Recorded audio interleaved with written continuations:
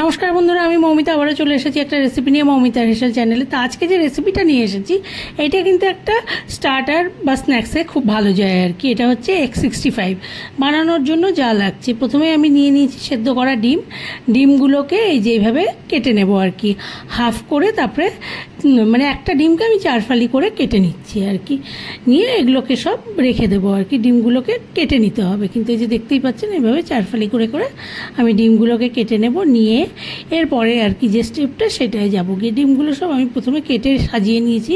এরপরে এই যে একটা বাটি নিয়ে নিলাম, এর মধ্যে নিয়েছি 3 টিস্পুন বেসন আর 1 টেবিল স্পুন কর্নফ্লাওয়ার, যেটা আমি মিশিয়ে রেখে দিয়েছিলাম। এবার এর মধ্যে দিয়ে দিলাম নুন, অল্প দিয়ে দিচ্ছি 65 মশলা যেটা হয় সেই মশলাটা। এই মশলাটা দিলে ফ্লেভারটা খুব মানে ভালো আসে আর কি, ব্যাটারটার মধ্যেও ভালো ফ্লেভার আসে। আর দিয়ে দিচ্ছি হচ্ছে এইখানে ব্ল্যাক পেপার পাউডার। দিয়ে এই ব্যাটারটাকে ভালো করে একটা থিক ব্যাটার তৈরি করতে হবে। শুধু অনেকে কর্নফ্লাওয়ারেও করে, শুধু কর্নফ্লাওয়ারে করলে ব্যাটারটা না অতটা হয় না, ঠিক হয় না ঠিক, মানে এটা তো পুরো ব্যাটারে চুবিয়ে করা, সেই জন্য একটু বেসন দিলে ভালো হয় আর কি, মানে শুধু কর্নফ্লাওয়ারে অতটা ভালো হয় না। এবার যতটা জল লাগবে দিয়ে আমি মোটামুটি এই যে দেখতে পাচ্ছেন সুন্দর একটা ব্যাটার তৈরি করে নিচ্ছি। এই ব্যাটারটা তৈরি করে নিয়ে তারপরে আমি রান্নাটা স্টার্ট করব। ব্যাটার ভালো মতো হয়ে গেছে গিয়ে, কিন্তু দরকার হলে আর একটু জল দিতে হলে দিতে হবে। এবার গ্যাসে কড়াই বসিয়ে আমি সাদা তেল দিয়ে দিলাম। তেলটাকে ভালো করে গরম করে নিয়ে অল্প তেল এবার এখান থেকে তুলে নেব, নিয়ে এই তেলটাই ব্যাটারের মধ্যে দেব। এই গরম তেলটা দিলে কি হয়, ওপরের যে লেয়ারটা থাকে তার মধ্যে একটা ক্রিস্পি ভাব থাকে, সেই জন্য হচ্ছে এই ব্যাটারের মধ্যে গরম তেলটা দেওয়া আর কি। কেউ চাইলে এটা নাও করতে পারেন, কিন্তু আমার ভালো লাগে ক্রিস্পি ভাবটা থাকে দেখে, সেই জন্য আমি একটু গরম তেল দিয়ে দিই। তেল গরম দিয়ে দিলাম, দিয়ে এবার ভালো করে ডিমগুলোকে চুবিয়ে নিয়ে আমি ভেজে নিচ্ছি। কিন্তু ডিমগুলোকে ভালো করে ডিপ করতে হবে, একটু ভালো করে কোট করে নিয়ে এগুলোকে সব ভেজে নেব আর কি। আর এটা খুব বেশি লাল করে কিন্তু ভাজবো না, মানে মিডিয়ামভাবে ভাজবো আর কি। খুব বেশি লাল করে ভাজা হবে না, ডিমগুলো যে একদম খুব কড়া লাল হবে সেরকম কিন্তু হবে না আর কি।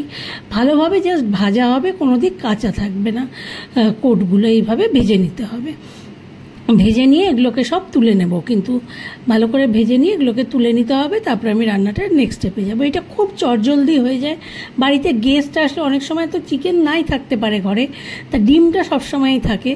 আপনি 2টো ডিম দিয়েও এইভাবে অনেকগুলো বানিয়ে ফেলতে পারবেন, কিন্তু মানে কোয়ান্টিটিতে অনেকটা হবে আর কি। এটা কিন্তু খুব চটজলদি হয়ে যায়, খেতেও খুব ভালো লাগে। বাচ্চাদেরও খুব পছন্দের এটা, কিন্তু বাচ্চারা এমনি ডিম খেতে ভালোবাসে, তাই বাচ্চারাও এই জিনিসটাকে খুব পছন্দ করে। এই যে দেখতে পাচ্ছেন এইরকম খুব বেশি লাল না, এইভাবে ভেজে নিতে হবে। এবার আমি ডিমগুলো তুলে নিলাম। এই তেলের মধ্যেই দিয়ে দিলাম হচ্ছে রসুন ফোড়ন। আমি রসুন ফোড়ন দিয়ে একটু ভাজবো আর কি। রসুন আমি দিয়েছি এখানে হচ্ছে 12 কোয়া রসুন, কারণ রসুনটা একটু বেশি লাগবে। কিন্তু রসুনটা একটু ভাজা হয়ে গেলে গিয়ে আমি দিয়ে দিচ্ছি কারি পাতা। আর আপনারা চাইলে এই সময় কাঁচা লঙ্কা চিড়ে দিতে পারেন, আমি দিচ্ছি না, কারণ হচ্ছে আমি যে সসটা ইউজ করব এরপরে এর মধ্যে, সেটা হচ্ছে টমেটো সস আর রেড চিলি সস একসাথে আমি একটা মিক্সড করে রেখে দিয়েছি আর কি। মানে 3 টিস্পুন টমেটো সস আর 2 টিস্পুন রেড চিলি সস, সেটা আমি দিয়ে দেবো।